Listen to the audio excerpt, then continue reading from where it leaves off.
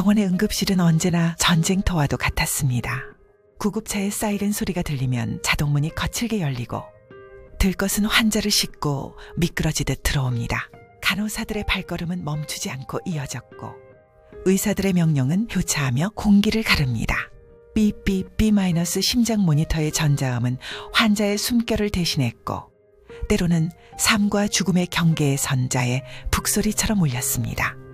피냄새와 소독약 냄새가 섞이고 땀과 긴장, 눈물과 절규가 한데 얽히며 공기는 늘 무겁게 내려앉아 있었습니다. 그러나 그날 밤 응급실은 낯선 침묵에 잠겨 있었습니다. 분주해야 할 복도는 얼어붙은 듯 고요했고 깜빡이던 기계 불빛마저 꺼진 듯 멎어 있었습니다. 무대 위에서 배우들이 동시에 호흡을 멈춘 것처럼 응급실은 정제한 장면 속에 박제된 듯 했습니다. 중앙 침대에는 의사 박준호가 앉아 있었습니다. 흰 가운은 어깨가 구겨져 있었고 몸은 무겁게 기대어 있었습니다. 눈은 감긴 채였고 얼굴에는 고통의 흔적이 스쳐갔습니다. 손에서 흘러내린 청진기는 바닥에 덜그럭 소리를 내며 떨어져 금속성의 울림을 남겼습니다. 심장 모니터는 더 이상 리듬을 그리지 않았습니다. 차갑게 뻗은 평평한 선 하나가 생명의 끝을 가리키듯 무심하게 이어졌습니다. 옆에 약품 트레이에는 작은 병이 쓰러져 있었고 라벨은 반쯤 벗겨진 채 내용물의 잔향만이 희미하게 공기 속에 흩어지고 있었습니다. 응급실 한가운데 정적은 무겁게 내려앉아 있었습니다. 아무도 움직이지 않았지만 모든 사물은 이미 누군가의 손길을 기억하고 있었습니다. 곧 사람들이 모였습니다. 각자의 숨결은 거칠었지만 목소리는 서로 닮아 있었습니다.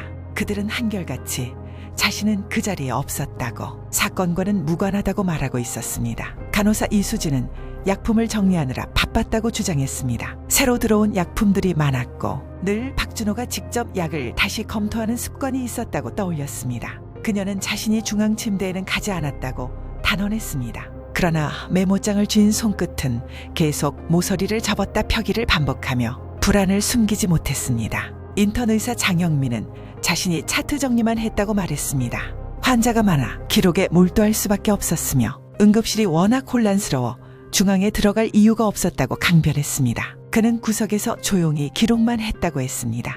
하지만 주머니 속 펜을 쥔 손가락은 하얗게 질려 있었고 과도한 힘이 담긴 손끝은 그 말과는 다른 이야기를 하고 있었습니다. 행정직원 한지호는 환자 접수 기록을 정리하느라 정신이 없었다고 주장했습니다. 환자가 너무 많아 끝도 없이 서류를 정리해야 했고 박준호와는 업무 외의 대화를 거의 나눈 적조차 없다고 회상했습니다. 그는 중앙 침대는 자신의 자리가 아니라고 단언했습니다. 그러나 차트를 껴안은 팔은 지나치게 힘이 들어가 있었고 종이 모서리가 손등을 깊게 파고들며 불안한 마음을 드러내고 있었습니다. 세 사람 모두 응급실의 중심을 피하려 했습니다. 그러나 약품 기계의 차트는 이미 그들의 손길을 기억하고 있었습니다. 쓰러져 있던 약품병, 그 병목에는 서둘러 휘갈긴 듯한 펜 자국이 남아 있었습니다.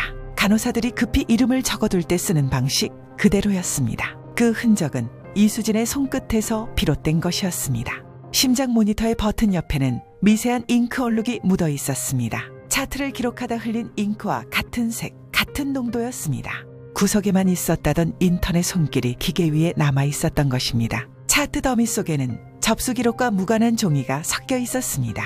행정직원이 쓰던 인쇄용 용지였습니다. 그것은 단순한 착오라기엔 환자 기록 사이에 너무 깊숙이 들어가 있었습니다. 세 사람은 부인했지만 사물은 각자의 이름을 불러내고 있었습니다. 저는 세 사람을 바라보며 하나하나 짚어냈습니다. 약품병은 간호사의 손끝을 기억하고 있었습니다. 서두른 필지가 그대로 병목에 남아 있었습니다. 심장 모니터는 잉크 얼룩을 기억했습니다. 기록을 남기던 손이 동시에 기계를 건드렸던 흔적이었습니다. 차트는 종이를 기억했습니다. 접수 직원의 용지가 환자의 기록 사이 깊숙이 들어가 있었습니다. 그러나 모든 단서들보다 더 분명한 것은 따로 있었습니다. 바닥에 떨어진 청진기였습니다. 한쪽 귀걸이는 눈에 띄게 휘어져 있었습니다. 의사가 매일같이 사용했다면 결코 남지 않았을 흔적. 그것은 서툰 누군가가 흉내내며 쓴 자국이었습니다.